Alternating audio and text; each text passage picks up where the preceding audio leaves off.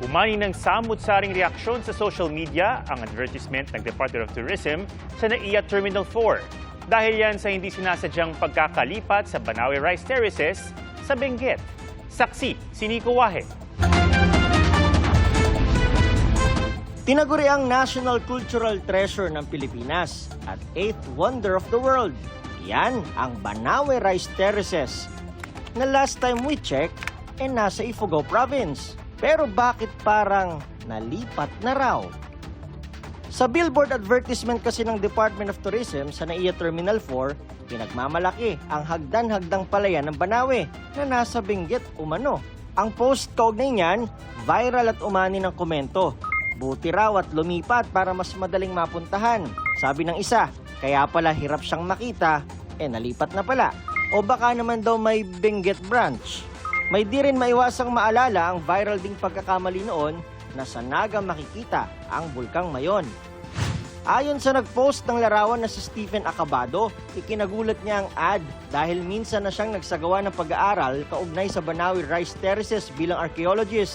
Noong una ako nakita, natuwa ako dahil I work in Ifugao. Pero bigla ako nagulat nang nakita ko, bakit Benguet? Bit frustrating. UNESCO World Heritage Site. But hindi natin alam or hindi accurate yung location information.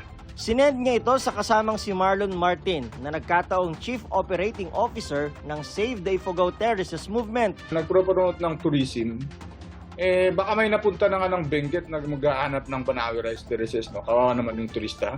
Si Marlon na rin daw ang nag-send ng larawan sa Regional Director ng Ifugao Tourism, dahilan para mai-report ito sa main office ng Tourism Department.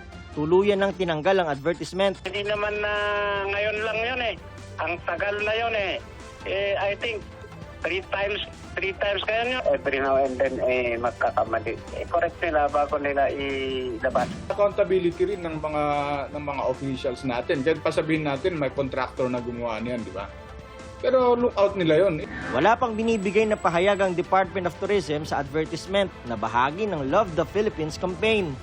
Para sa GMA Integrated News, Nico Wahe, ang inyong saksi. Mga kapuso, sama-sama tayong maging saksi. Mag-subscribe sa GMA Integrated News sa YouTube at para sa mga kapuso abroad, samahan niyo kami sa GMA Pinoy TV at sa www.gmanews.tv.